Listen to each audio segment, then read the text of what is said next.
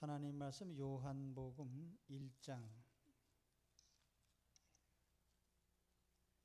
4절과 5절 말씀 봉독하겠습니다. 그 안에 생명이 있었으니 이 생명은 사람들의 빛이라. 빛이 어둠에 비추되 어둠이 깨닫지 못하더라. 아멘. 앞서서 예수님에 대한 소개를 해드렸죠. 예수님은 신성을 지니신 하나님이시다. 요한복음의 주제입니다. 예수님 존재의 기원은 영원전부터, 그래서 태초에 그랬죠. 예수님과 만물의 존재의 관계는 예수님으로 말미암아 모든 것이 창조되었다라고 하는 창조의 주이심을 말씀드렸습니다. 이제 오늘 말씀에 생명과 예수님과의 관계를 말씀을 합니다. 예수님은 생명이시다. 생명의 수여자, 생명의 근원, 생명 자체.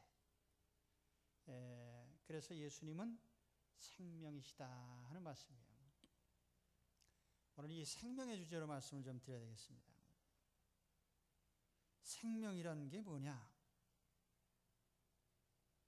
사람이 가장 아끼는 게 생명이죠. 억만금을 주고도 바꿀 수 없는, 천하를 주고도 바꿀 수 없는 것이 생명입니다. 이 생명이 뭐냐라는 것에 대해서 주로 생물학적인 논의가 이루어지고 있죠. 생물학자들이 생명을 뭐라고 하느냐?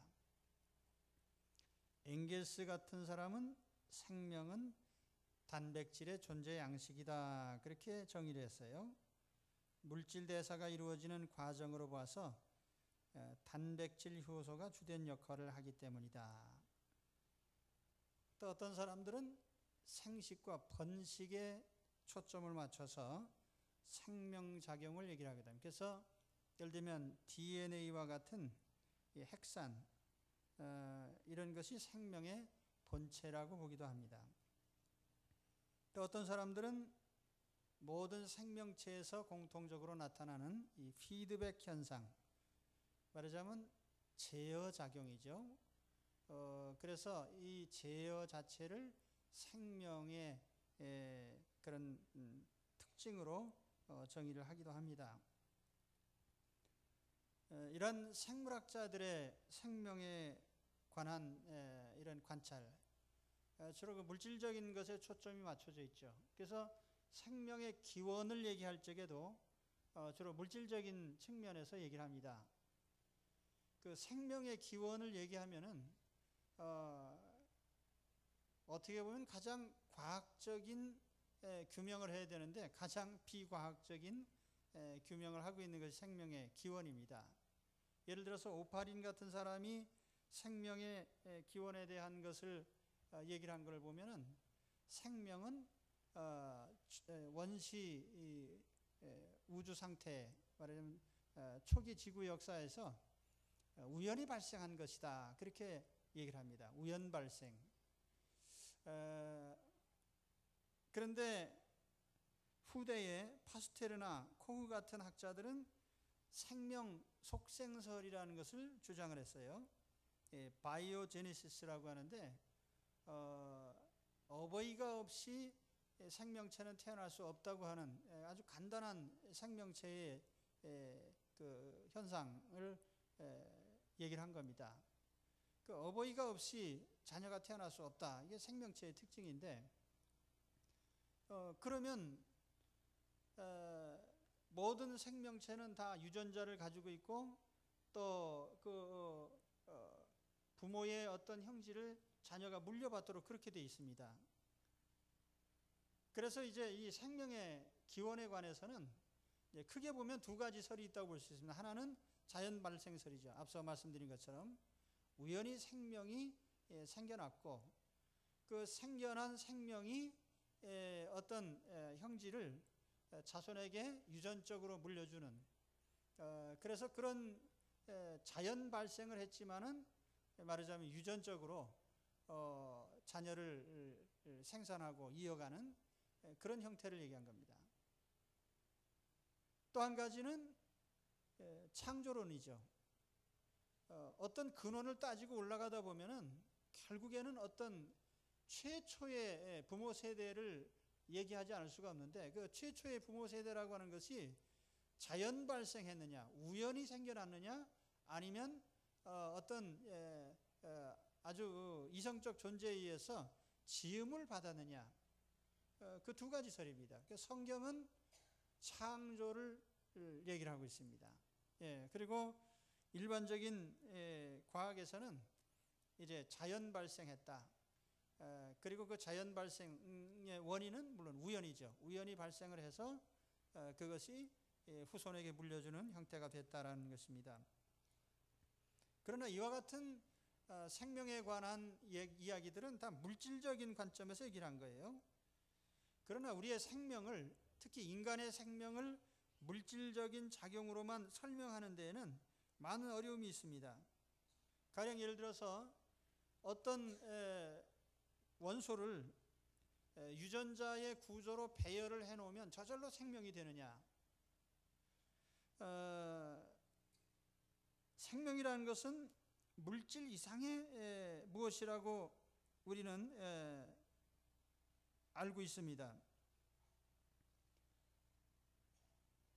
특히 인간에게 있어서 생각을 하고 혹은 사랑하고 선과 악을 판단하고 영혼을 사모하고 창조적인 활동을 하는 이와 같은 정신세계를 물질로 설명하는 데에 분명한 한계가 있어요.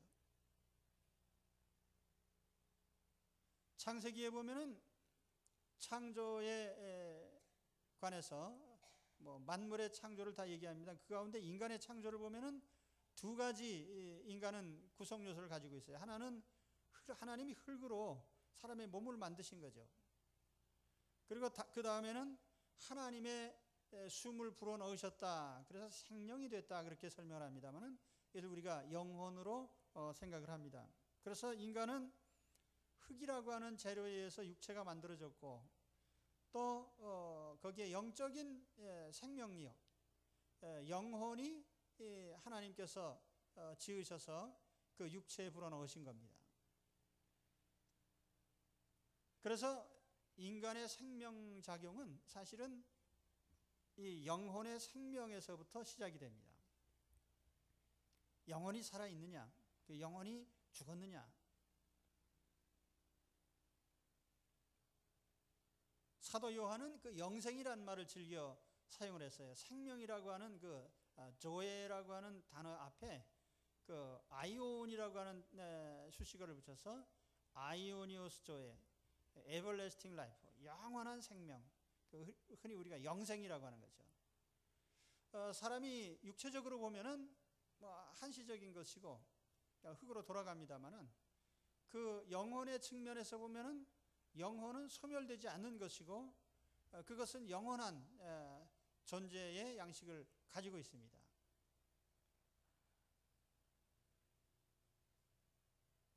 인간의 생명은 영적이죠. 그래서 생각하고 느끼고 결정하고 인식합니다. 선과 악을 분별하고 영혼을 바라보고 하나님과 교통할 수 있는 능력이 있습니다. 그것이 바로 영적 생명이죠. 오늘 말씀해 보면은 그 안에 생명이 있었다. 바로 예수 그리스도 안에 생명이 있다. 이렇게 얘기를 합니다. 예수님은 창조주시며 생명의 수여자십니다. 그리고 나아가서 요한복음에 보면 내가 곧 생명이다. 요한복음 14장 6절에 그렇게 말씀을 합니다. 예수님이 자신이 생명이시다. 생명이라는 건 본질적으로 하나님의 속성입니다. 그래서 하나님이 생명을 갖고 계시고 그 하나님의 생명이 피조물인 인간, 그 인간에게 하나님께서 주신 것입니다. 하나님의 형상을 닮은 인간에게.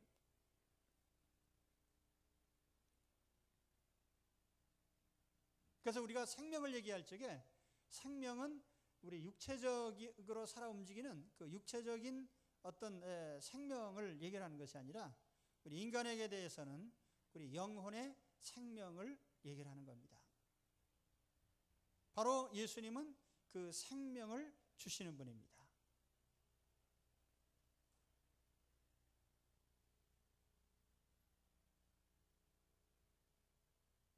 다음으로 생각할 것은 그 생명작용이에요.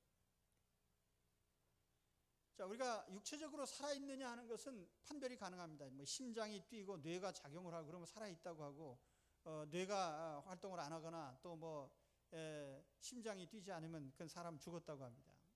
그 육체적으로 사망이죠. 그런데 그 영혼이 죽었느냐 살았느냐 하는 것은 우리가 무엇으로 판단하겠습니까?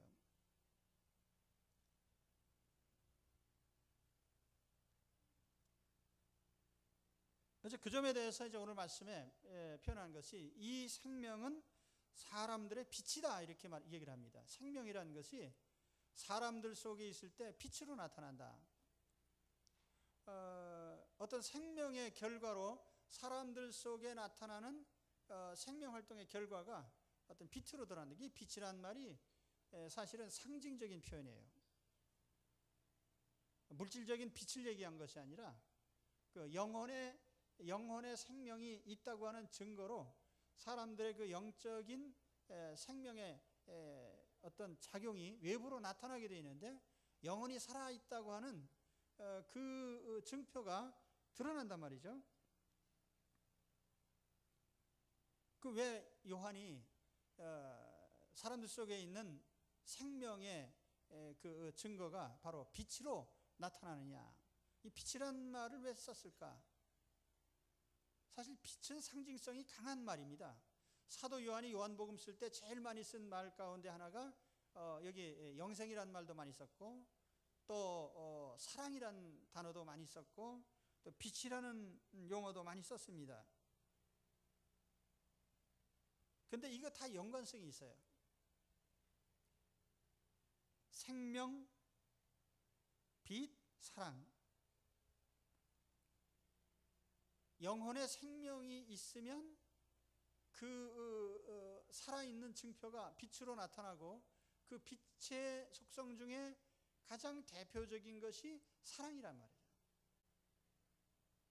다른 말로 하면은 인간 속에 있는 도덕성을 가리키는 겁니다.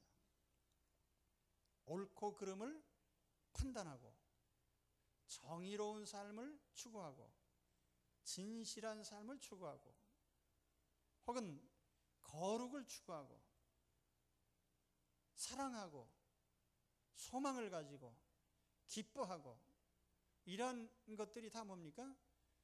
그 영혼 속에 빛이 있는, 생명이 있는 결과로 나타나는 것들이에요.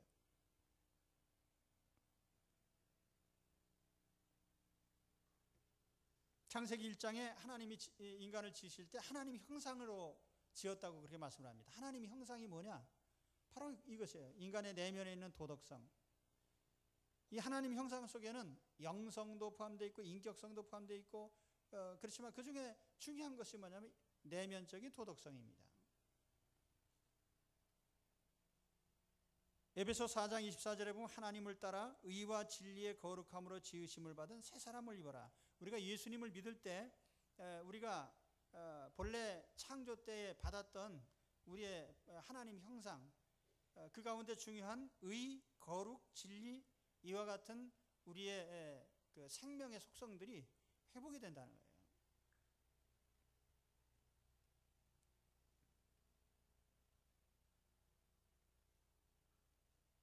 오늘 여러분 행복하십니까? 행복하세요? 행복하지 못하다면 왜 행복하지 못할까? 행복은 뭐냐? 바로 주님의 생명이 그 영혼 속에 있을 때 그 생명의 결과로 우리 영혼 속에서 빛이 나타나게 되고, 그 결과가 바로 행복으로 나타나는 거예요. 이 빛이란 말을 그 헬라어로는 포스라고 했는데 본래 태양을 뜻하는 말입니다. 그리고 신약 성경에 보면 이 빛에 반대되는 말이 어둠인데, 어둠이 나타내는 것들은 주로 죽음, 죄, 불행, 지옥 이런 것들을 표현합니다. 그래서 빛이라고 하는 것은 그 반대편에 있는 생명, 의, 진리, 거룩, 또 천국, 행복 이와 같은 것들을 표현하는 말입니다. 사람은 호의호식한다고 해서 행복한 게 아니에요. 잘 먹고 잘 산다, 웰빙한다, 그럼 행복하냐? 약간은 행복할지는 모르겠습니다. 그러나 그 영혼의 진정한 행복은 이런 동물적인 배부름이나 성적인 만족에 있지 않다는 거예요. 사람은 이상한 존재야. 우리 보통 사람들은 그럴 거예요. 야, 내가 만일 10억만 있다면 난 평생 편하게 편한 마음으로 그저 안심하고 살겠다.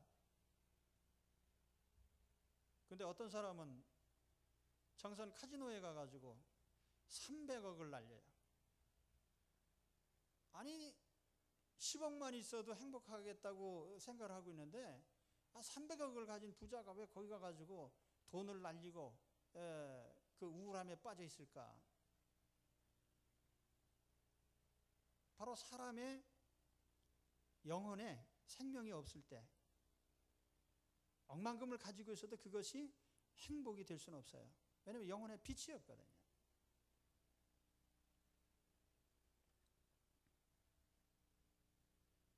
그래서 하나님의 생명을 가지고 있을 때 그 영적인 빛이 나타나기 때문에 그것이 우리에게 모든 축복을 주는 겁니다. 정직하고 바른 것을 생각하게 합니다. 또 사랑의 정서와 감성을 줍니다. 또 기쁨을 주고 소망을 줍니다. 하나님을 믿고 신뢰하는 의지와 믿음을 주십니다. 오늘 우리 가운데 혹시 육체는 살아있는 것 같은데 내 영혼으로는 살아있는 것 같지 않다. 내 영혼 속에 생명을 회복해야 됩니다. 예수 그리스도를 중심에 모시고 생명을 찾으시기를 바랍니다. 생명을. 육신의 생명이 아니고요. 영혼의 생명을 찾아야 돼요.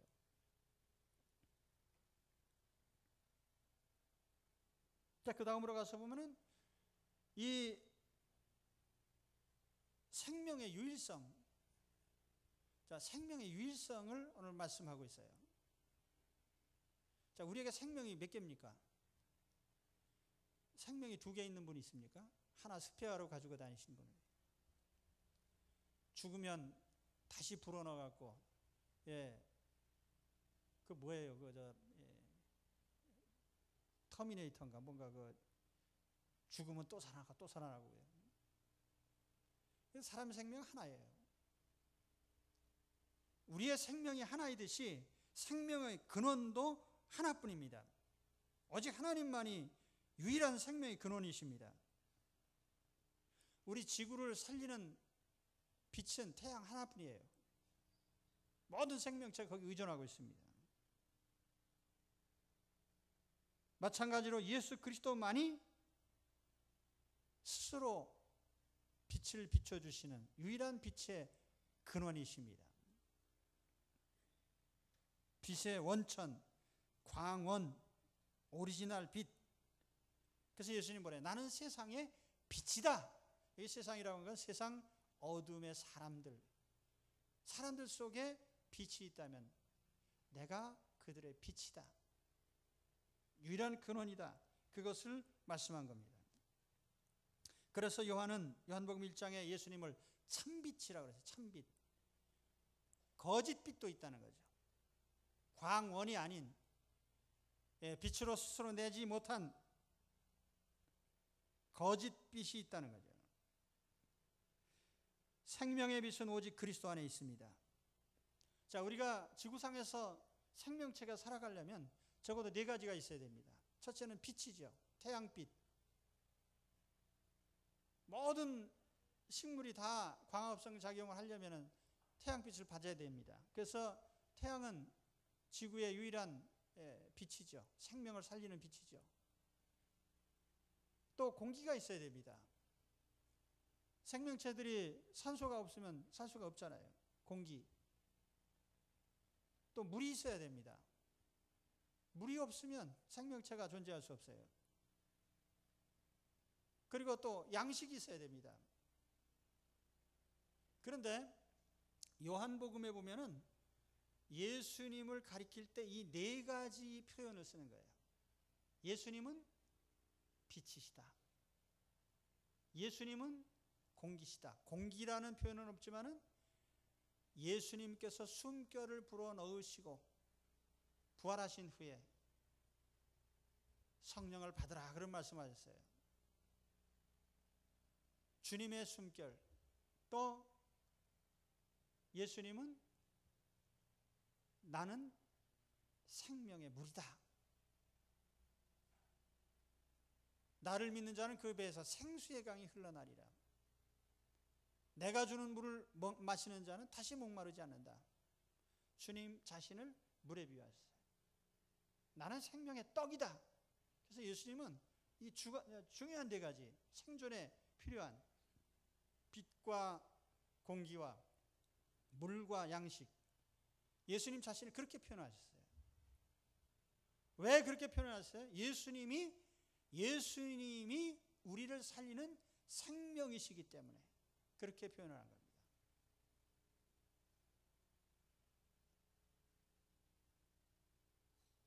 예수님은 우리 생존의 사활적인 존재이십니다. 낮에 비치는 태양이 초목을 살리듯이 인간의 영혼은 주님에게서 오는 빛을 받아야, 생명을 받아야만 살 수 있습니다. 오늘 예수 그리스도로 말미암아 생명을 받으시기를 축원합니다. 예수님이 우리의 유일한 생명의 근원이십니다. 내가 생명이다.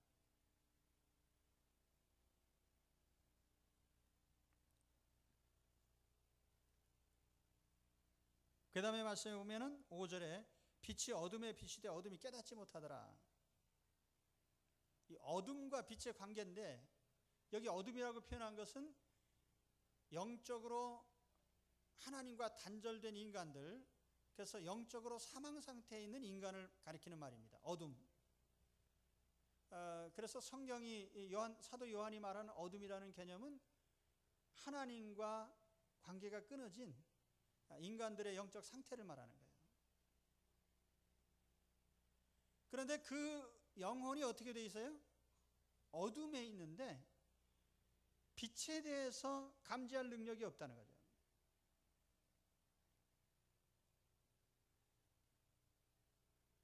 사람은 영적으로 보면은 어떤 생명력이 없습니다. 하나님과 끊어진 사람들이. 도덕성이 원천적으로 없다는 거예요. 이렇게 말하면은 아마 많은 분들이 이의를 제기할 겁니다. 나도 양심이 있지. 그 양심이요, 누더기 양심이고, 크게 작용하지 못하는 양심이고, 상대적인 양심이고, 온전치 못한 양심이죠. 훼손된 양심. 성경이 뭐라고 합니까? 시편 14편 2절에 보면 여호와께서 하늘에서 인생을 굽어 살피사 지각이 있어 하나님을 찾는 자가 보려 하신즉 다 치우쳤으며 함께 더러운 자가 되고 선을 행하는 자가 없으니 하나도 없도다. 의인은 없나니 하나도 없으며 깨닫는 자도 없고 하나님을 찾는 자도 없고 다 치우쳐 한 가지로 무익하게 되고 선을 행하는 자는 없나니 하나도 없도다. 이것이 하나님이 판단하신 인간의 심적 상태입니다. 영적으로 우리는 어둠 속에 있는 거예요. 인정하십니까? 적어도 우리가 그리스도를 알고 영접하기 이전에 우리의 영적 상태가 그랬단 말이에요. 그래서 우리는 우리 자신을 알아야 됩니다. 우리는 꺼진 등불입니다. 빛을 낼 여력이 없습니다. 나는 과연 빛을 낼 수 있는가? 사도 바울은 의롭게 살려고 하면 할수록 더 죄를 느낄 수밖에 없는 자신의 모습을 발견을 했어요. 정말 나는 권고한 사람이다. 의롭게 살려고 하면 할수록 내 죄가 더 드러나더란 말이에요. 만일 여기에 이 자리에 계신 분 가운데 나는 의롭다라고 누가 자부하는 사람이 있다면 그 사람은 의롭게 살려고 애쓰지 않은 사람인 걸 아셔야 돼요. 정말 하나님 앞에 하나님이 보실 때 흠없는 사람으로 내가 자부할 수 있는가? 하나님 앞에 내 자신을 세워보면은 점점 더 죄악성이 드러나게 돼 있어요.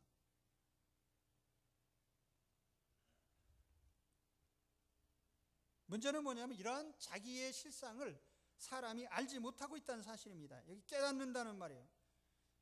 제가 이 성경 여러 번역들을 대조해 보는데, 성경을 번역할 때 뭐 한국어로도 이제 예를 들면 신약 성경은 고전 헬라어로 되어 있는데 이것을 영어로도 번역하고 한국어로도 번역하고 뭐 일본어로도 번역하고 중국어로도 번역하고 그러는데, 번역할 때에 어떤 단어가 모든 번역마다 같은 단어로 사용되는 게 있어요. 근데 그 문제가 없는 거죠. 그런데 어떤 단어는 여러 가지 단어로 번역이 되는 게 있어요. 바로 오늘 여기 깨닫는 단어가 그렇게 번역된 말입니다. 깨닫는다. 빛이 어둠에 왔는데 어둠이 깨닫지 못하더라. 이 깨닫는다 말이 카타 람바노라는 말인데, 영문 성경에 보면 이 단어를 번역마다 달라요. 어떤 성경에는 이 comprehend 혹은 understand라는 말로 번역을 해서 이해한다는 뜻이죠.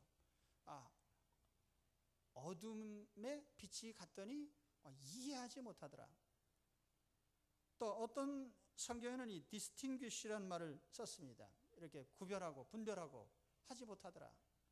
또 어떤 성경에는 이 perceive라는 말을 사용을 했습니다. 인지한다는 뜻이에요. 인식하지 못하더라. 또 어떤 성경에는 overcome이라는 말을 썼어요. 극복한다는 말인데, 어둠이 빛이 왔는데 감당 못하는 거예요. 그래서 이와 같이 어둠 속에 하나님과 단절된 영적으로 어둠 상태에 있는 거기에 생명의 빛이 딱 비춰졌을 때 그 어둠 자체가 빛에 대해서 인식하지 못하고 배쳐가더란 말이죠.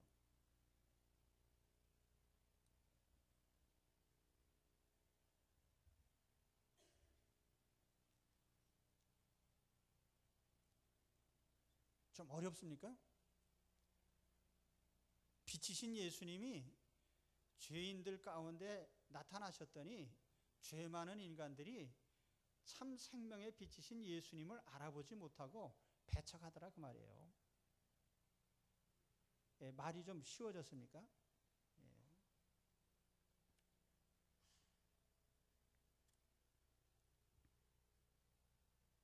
중요한 건 뭐냐면은 어둠의 인식, 우리 자신이 빛이 없다는 것을 철두철미하게 깨닫는 거예요. 이게 굉장히 중요한 겁니다. 자, 보세요. 세상 종교, 도덕, 철학, 사상가들이 뭐를 주장합니까?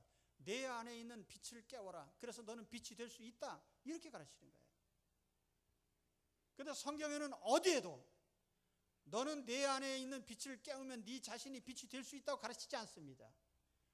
우리는 1000만 년이 지나고 세상을 뒤집어 엎어도 어둠 자체가 빛으로 바뀔 수 없고요. 우리 속에 있는 죄악성이 바뀔 수 없는 것입니다.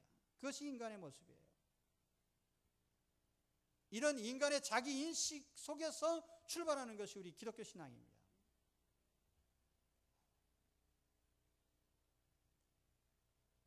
나는 열심히 도를 닦고 수련만 하면 나는 의인이 될 수 있다. 이렇게 생각하면 그건 모든 세상적인 종교의 길이죠. 그러나 어떻게 해도 우리는 빛이 될 수 없다라고 단정하는 것이 성경의 가르침이에요. 우린 창조주가 아니고, 우린 창조주가 될 수 없고, 우리는 빛을 낼 능력이 없고 어둠일 뿐이다. 자, 이 출발점에서 시작을 해야 돼요. 그러면 깜깜하고 어두운 어둠이 빛을 내려면 어떻게 돼요? 빛을 반사할 수밖에 없다는 거예요. 참 빛을 받아들여서 그 빛을 내가 낼 수밖에 없다는 말이에요. 다시 말하면 예수 그리스도 빛이신 하나님의 인격이신 예수 그리스도를 마음에 받아들여서 그분을 마음에 모실 때에 우리는 주님의 생명의 빛을 낼 수 있단 말이에요. 그렇기 때문에 우리는 철저하게 예수 그리스도를 영접하고 신뢰하고 믿고 의지하는 데서부터 우리는 우리의 빛된 삶을 나타낼 수가 있는 것입니다. 누가 정의로워요? 내 안에서 정의를 찾는 자가 정의로운 게 아니라 내가 정의가 없는 걸 알고 하나님의 정의를 갈구해서 우리 주 예수 그리스도 의의 근원이신 예수님을 마음에 모셔드렸을 때 우리는 의인이 되는 겁니다.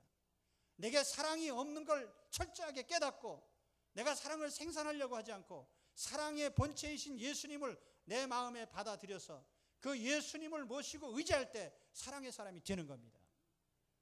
내가 진실할 수 없는 걸 알기 때문에 진리이신 예수님을 마음에 받아서 그 예수님을 나타낼 때 진리의 사람이 되는 것입니다.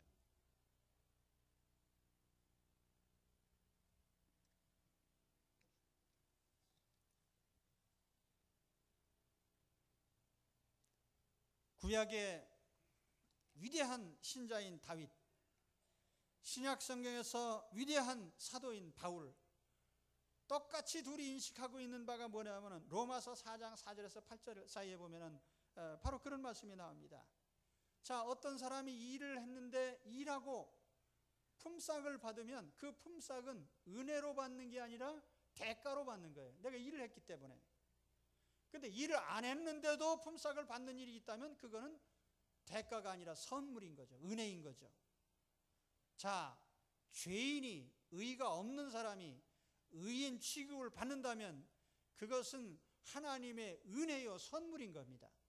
다시 말하면 우리가 내가 비칠 정의의 빛, 의로운 빛, 생명의 빛, 능력의 빛이 내 안에 없는데도 불구하고 내가 예수 그리스도를 의지함으로 속죄받아서 예수 빛의 근원이신 생명이신 예수님을 마음에 모셔드려서 그 사랑을 나타낼 수 있고 의를 나타낼 수 있고 또 내가 하나님의 능력을 나타낼 수 있다면 그 사람은 공로도 없이 생명의 빛을 내게 되었으니 은혜가 아니냐 그 말이에요. 우리는 반사빛을 내는 사람들이에요. 반사빛을 내는 사람이에요.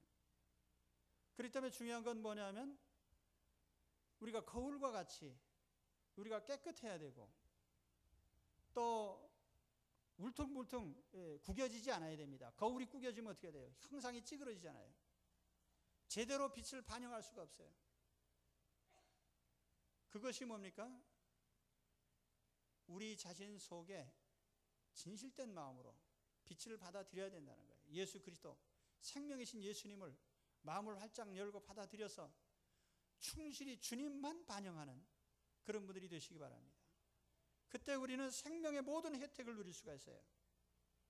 여러분, 주님만 모셔드리면 우리 속에서 생명의 빛이 나타납니다. 주님을 모실 때에 사랑의 빛이 나타납니다. 주님을 모실 때 기쁨의 빛이 나타납니다. 행복의 빛이 나타납니다.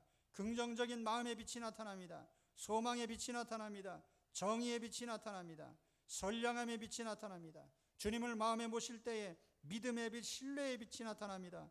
예수님을 모실 때 생명이 나타나요. 살리는 역사가 일어나요. 나도 살고 남도 살리고 살리는 자가 됩니다.